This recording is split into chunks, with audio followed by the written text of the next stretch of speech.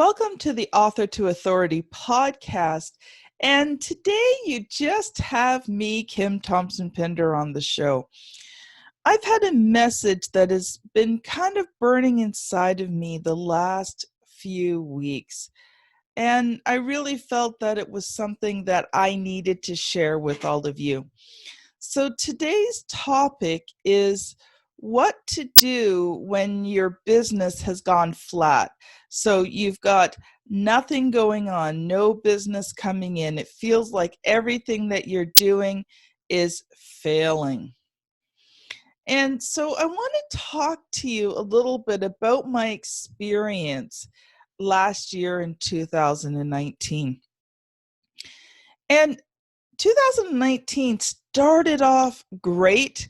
The company was growing, RTI Publishing, and things were going good. And we hit the end of May, the beginning of June, and we were actually ahead of where I had kind of anticipated we were going to be. And I was excited. But then in June, things changed drastically. And that's because some pretty unexpected, extraordinary circumstances set in. And from June to October, everything changed. And then just as I thought things were going to get better, another extraordinary circumstance hit in October, which took out the rest of the year. And I'm not going to go into all the details about the circumstances because it really doesn't matter. What you need to know is you will have times in your businesses when circumstances beyond your control happens. And it is what you do in those times that determine whether your business will succeed or whether it will fail. And I think everybody can agree that we are in extraordinary times right now. We are in unprecedented, unexpected times. Things are happening that we didn't really see coming and we didn't expect. I mean, who thought back in January and February, when we started to hear about the coronavirus, that it was going to shut down the entire world? I know I didn't. I didn't really see it coming, and then all of a sudden it's upon us. But to be truthful, my business is thriving. And I'm not saying that in a proud, boastful way. I want to say that to encourage you. Because you see, the last 6 months of 2019, my business was not thriving. In fact, I felt like I was barely holding on at times. And I had a lot of really difficult decisions to make during that time. And one of the biggest decisions that I had to make was, what do I put first? Do I put my business first, or do I put people that I love and care about first? And you know what? I made the decision that ultimately the people that I love and care about are the most important. When I leave this earth, there will be those who remember me for helping them publish their books, but the legacy I leave will be in those that are closest to me. They will be the ones who truly remember me, and they will be the ones who pass me on down to others, the same as I pass the family members that I knew and loved down to others. And it was a hard decision to make because I could have gone the business route. Now, I'm not saying that you need to go the business route. You need to decide what is best for you. But what I'm telling you is that I made the hard decision, and that's the point. It would have been easy to take the business side, make some decisions, and change things up in a way that would have affected those that were closest to me. But you know what? they're more important. And so I chose them. And it was hard. I still kept the business going. And I had to put in a lot of hours, sometimes 12, 16 hours a day to keep the business going. But I'm glad I did, because people come first. So here's some other things that I started doing. I honored what I said I was going to do. So in those 6 months, the things that I had agreed upon before, the projects that I was working on, I continued to work on them. I continued to pay my freelancers. I continued to keep up my end of the bargain. I did not quit, and I did not say to people, oh, sorry, times are tough. I took your money, but I can't finish your project and you don't get your book. No, life doesn't work like that. When you're an entrepreneur and you say you're going to do something, you do it even when it costs you. But a funny thing happened during that time, because, my clients, I'm close to them, they're close to me, and they knew some of the things that were going on. They didn't know everything, but they knew some. And you know what? As I worked hard to honor the agreements I had with them, all of a sudden they started stepping up. And they blessed me in ways that I couldn't even have imagined, nor did I expect or deserve. And I am so thankful and grateful to them for not giving up on me as I continued to do everything I could to make sure that their projects were being done. And yes, I am a little emotional, but you need to understand that things were bad, just like things may be bad for you now. But if you honor your agreements, I promise you it comes back to you. When you do what you say you were going to do, even when it costs you, even when you have to sacrifice, it is worth it. And when the new year hit, I knew things were going to start to go back to normal. And one of the things that I had to sacrifice in 2019, as I honored the agreements that I had made, was sales. So I can't say I didn't have any sales come in, because I am always filling my funnel and I'm always developing those relationships. But when you don't fill your funnel for 6 months, it does start to run dry. And that was what was happening, was less and less sales were coming in. But again, you know what? Because I was faithful and because I trusted and I believed, and I do believe in God and Jesus, just so you know, I think God honored that. And he did supply, and business came in from some very unexpected places. But I still had to be faithful, and I still had to continue to work. But I had made the decision back in early 2020 that it was now time to really get back out there again. And I started to work on filling my funnel. And that's one of the things I want to talk to you about today. If your business is flat, then it's time to work on filling your funnel. No matter what you sell, you have to bring people through a process to go from maybe they don't know you, or maybe they kind of know you, to really wanting your products and your services or needing them. And that funnel takes time. Now, depending on what you sell, the less something costs, many times the less time it takes for a person to go through the funnel, because there's not a financial risk to them. And if your product and service doesn't do what they want, well, just a little bit of money. But the more your products and services cost, the more you've got to fill that funnel, you've got to nurture that funnel, and then you've got to bring people through that funnel. And that's through your relationships that you do that. So even back in 2019, I worked hard to keep those relationships that I had strong. and to not let people see that I was struggling, and to still be there for people and to still answer questions. And even when, things were really tight, I never acted desperate.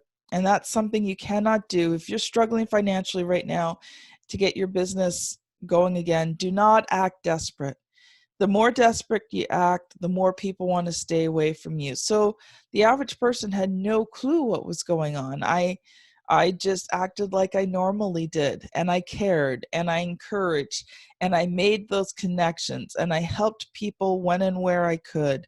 And I stayed positive. And I started to make new connections. And especially starting in around December, I started to make new connections with people.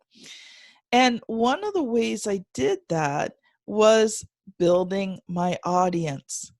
Now, in the midst of everything that was going on in 2019, back in October, I made the decision I was going to start this podcast.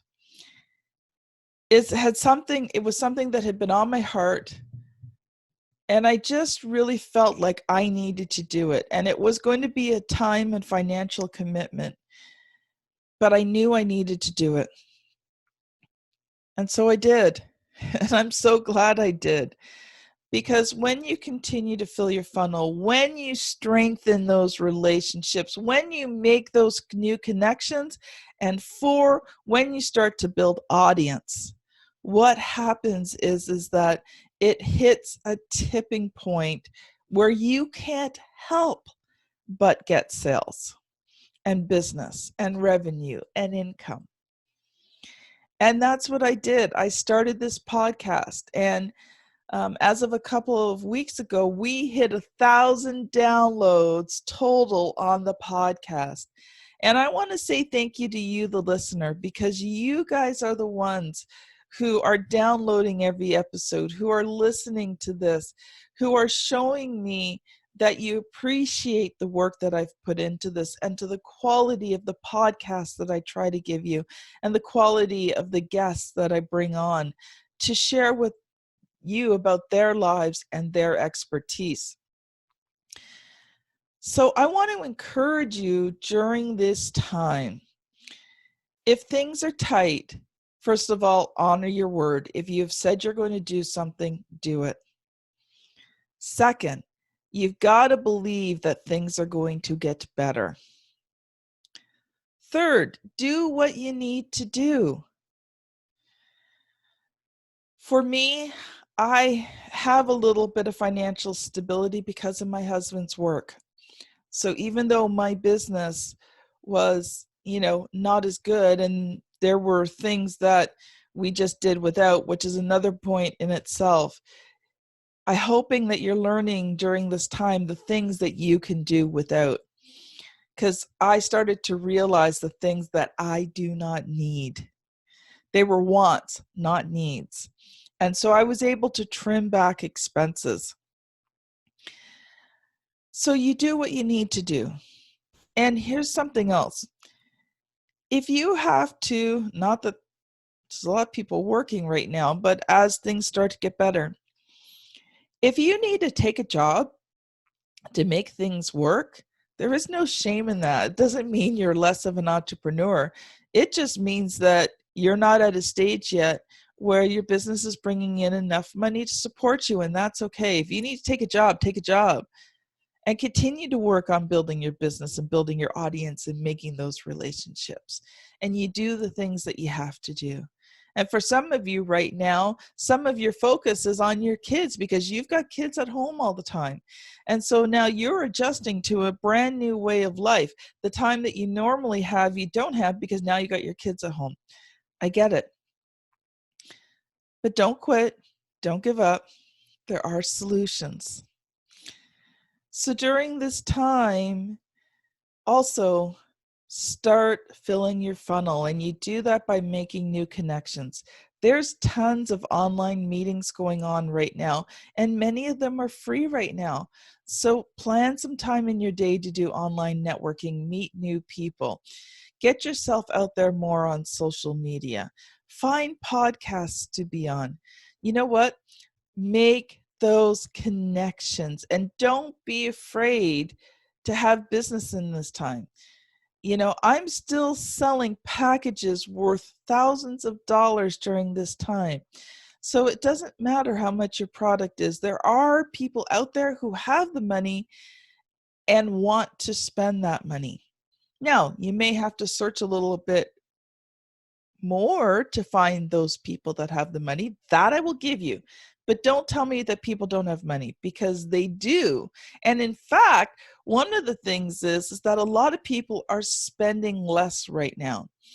And they're making careful considerations and they're looking at their lives. So if you have something that's really going to help them change their life and they're not spending money on other things, they actually might have more disposable income to spend on your program, product, or service.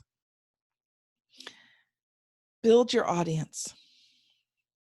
Now's the time for you to shine. Get out there. Share with people about what you do and how you can help them. Put out free little videos on social media. Put out practical posts. And yes, everybody is doing it. I get it. I understand. But that doesn't mean you shouldn't be doing it either. And as you do, you're going to find that audience that resonates with what you have to say. And they will start to support you. Find ways to build your audience. Put out those blog posts, put out those videos, get on podcasts. Start your own podcast. But find that way to start building that audience. And then strengthen the relationships you already have. If you've already got a clientele base, now is an amazing time to go back and start strengthening those connections. Start talking to them if you haven't spoken to them in a while. Find out how you're doing. And it might not be about selling. In fact, it really shouldn't be about selling. It should be about strengthening that connection. I spent a lot of time over 2018, 2019, making and strengthening connections. And in 2020, that has really paid off as I have reconnected with people, not to sell them something, but to strengthen the relationship. But as the relationship was strengthened, some of them have said, you know what, Kim, it's time for me to work with you. And I didn't ask them to, I just strengthened the relationship. And all of a sudden they're like, oh, yeah, I remember I wanted to work with Kim. And you know what, I'm home now. Let's work on a book, right? So strengthen those relationships. And the other thing too is because I created strong relationships, I've had a lot of referrals come in, unexpected referrals right out of nowhere. And I am so thankful to those who have referred business to me. So I want to encourage you during this time to don't give up, don't quit. I know it's hard sometimes. 2019, that was a hard year for me. So I can tell you, I've been there and I do understand. And I want to encourage you to not to quit, but to find ways to be planting a lot of seeds during this season. And yes, seed planting season is probably one of the most frustrating parts of being an entrepreneur because you see absolutely nothing happening. You plant those seeds, they get buried deep under the ground, you're sitting there and you see nothing. Sometimes for weeks, sometimes for months, you see nothing, and yet you have to keep planting those seeds and watering those seeds. And then eventually you start to see little sprouts coming up and at least something, right? But if you continue to do that, you then hit harvest season. And that's when business starts to come in so fast and furious that you can barely keep up. So if you're planting seeds, take hope. Don't quit.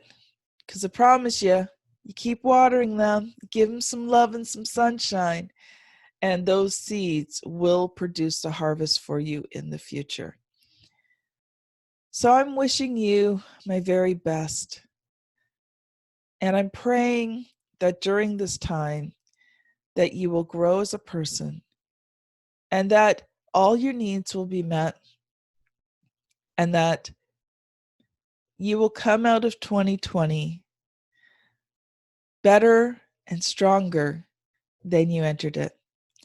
So this has been Kim Thompson-Pinder of the Author to Authority podcast. Thank you so much for listening, and I will see you on the very next episode.